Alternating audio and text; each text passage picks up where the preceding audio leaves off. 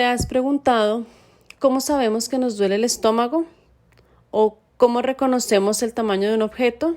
Bueno, aunque parezca un proceso muy simple, hay una serie de órganos que trabajan en simultáneo para darle a nuestro cerebro la información que necesita, para que podamos detectar, discriminar, comparar, reconocer e identificar los estímulos internos o externos. Dichas funciones cognitivas son la sensación y la percepción. La sensación es la función que se caracteriza por tener un contacto físico a través de los sentidos, por donde llegan los estímulos externos en forma de señales eléctricas o químicas, que son producidas por algún tipo de energía.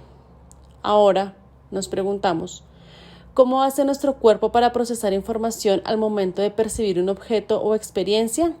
Es muy sencillo. Para que objetos con los que se tiene contacto puedan ser percibidos de una manera más o menos integral, existen dos tipos de estímulos, el estímulo proximal y el estímulo distal. El estímulo proximal es el que toma contacto directo sobre el receptor sensorial. Un ejemplo de ello es la luz, cuando se refleja en la retina al momento de observar un objeto.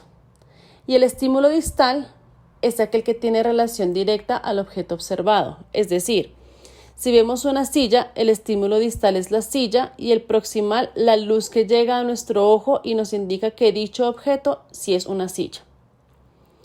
Ahora bien, la percepción es la activación cognitiva del organismo que es provocada por la presencia física de un objeto.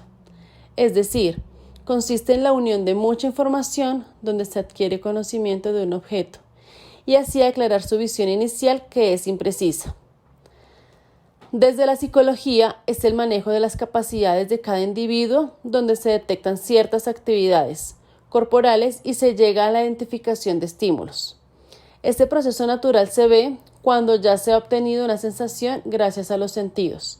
La percepción toma lugar e inicia un proceso interno de conocimiento.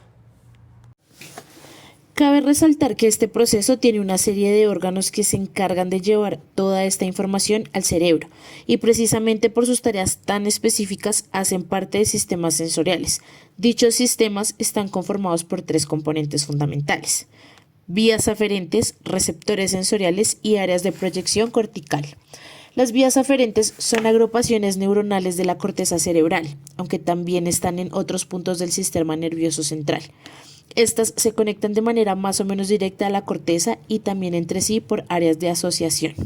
A través de estas vías pasa la información que tiene características sensitivas. Se conectan con los receptores cutáneos, reciben los datos, pasan por la médula espinal y las envían a las zonas respectivas del encéfalo encargadas de producir una respuesta motora. Los receptores sensoriales son estructuras especializadas, capaces de cambiar su potencial de reposo por la incidencia de un estímulo. Romdia 2017. Encargados de la transducción sensorial, que es la conversión de la energía física del estímulo a señales eléctricas del sistema nervioso. Se componen de dos tipos de estructuras: las terminaciones nerviosas libres y las estructuras celulares diferenciadas. Por último, tenemos las áreas de proyección cortical, que son neuronas ramificadas desde los receptores hasta la corteza cerebral, encargadas de la planificación, control y ejecución de movimientos voluntarios. Estas neuronas tienen dos cometidos: primero, la integración de los impulsos nerviosos y segundo, la integración de unas áreas con otras. Existen dos tipos de información percibidas por los sistemas sensoriales: información protopática y epicrítica. La información protopática es la que está asociada al dolor, calor, frío, cosquilleo y sensaciones sexuales, ya que llega al área primaria. En cambio, la información epicrítica es inhibitoria de la protopática y está asociada a la presión, al espacio y posición articular. Estos impulsos llegan al área secundaria y de asociación.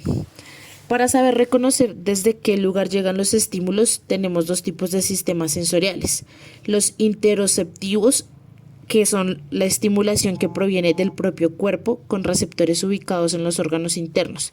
Algunos ejemplos pueden ser dolor interno, sed, sueño, entre otros.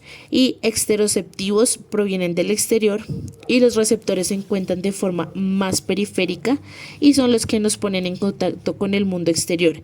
Este se distingue entre los sistemas sinestésico y vestibular. Sin embargo, los estímulos por sí solos no procesan el panorama completo para la percepción de un objeto. Falta un punto para que el proceso cognitivo cierre su ciclo y es el de la transducción funcional, ya que son las transformaciones de eventos físicos a eventos simbólicos dándole un significado a la información. Si esta transducción se ve afectada, no podríamos distinguir qué es lo que vemos, olemos, tocamos, etc. Ok, según todo lo anterior, podemos recalcar las diferencias que existen entre la percepción y la cognición. La sensación reacciona y la percepción elabora.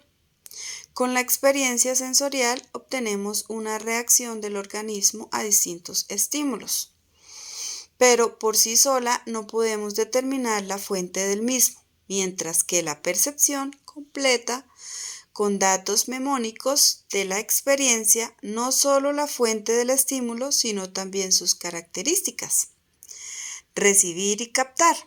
Como sabemos, la sensación se encarga de recibir los estímulos a través de los sentidos y transmitirla por el organismo para que la percepción dé una interpretación a estas señales. Básico y complejo. La sensación es un proceso relacionado a lo fisiológico elemental, recepción y codificación de estímulos. En cambio, la percepción trata los datos sensoriales y los integra. La sensación es inmediata y la percepción no. En un día caluroso podemos sentir a la vez de la piel la temperatura, pero esa sensación no nos da la información del grado en el que nos encontramos. Para percibir esa información debemos procesar la sensación y hacer una búsqueda en la memoria, experiencias, para hacer una aproximación del grado de temperatura.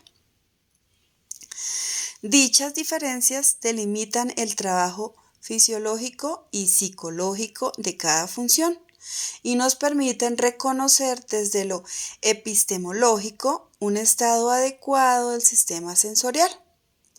Esto es elemental para la psicología, ya que con sistemas sensoriales sanos se puede establecer una referencia, la que se puede diseñar instrumentos que den validez a la realidad percibida con el fin de determinar si existen o no algún nivel de déficit que afecte sus habilidades de adaptación. Podemos concluir que la sensación y la percepción consisten en funciones de carácter relacional e interdisciplinar, que aunque tengan inferencia en lo neurofisiológico, en la psicología, no necesariamente se establecen los mismos objetivos y desarrollos de estudio. La tarea de la psicología no es la de darle explicación a los fenómenos derivados de los impulsos nerviosos, sino que usa una visión abstracta de la percepción para nutrir de información desde los diferentes campos al terreno de la cognición. Desde el campo investigativo podemos observar, por ejemplo, si existe una incidencia por parte de un estímulo químico en los tipos de relaciones que establecen entre sí las personas. Desde la clínica se pueden establecer estrategias de tratamiento para el manejo de una alteración sensorial que dificulte en alguna medida la percepción de la realidad. En trastornos como el déficit de atención, donde hay una deficiencia en la integración sensorial de los estímulos que infiere de manera negativa en los procesos cognitivos de una persona, como el de aprender, en su comportamiento y en relacionarse saludablemente, la psicología clínica aporta en terapias diferenciadas donde su objetivo es el control de conductas que puedan resultar nocivas derivadas del trastorno. En campos como la psicología del consumidor, este conocimiento es fundamental para mejorar experiencias de usuario, fomentar la inclusión, predecir las tendencias en la forma de consumir de los consumidores, entre otras, y con ello generar competitividad y eficacia a una organización o a la administración propia de recursos. Con todo lo anterior, es increíble imaginar cómo tareas tan cotidianas como medir un objeto o recordar un momento emocionante al reconocer sabores específicos pueden ser realmente una serie de procesos complejos pero necesarios para la supervivencia.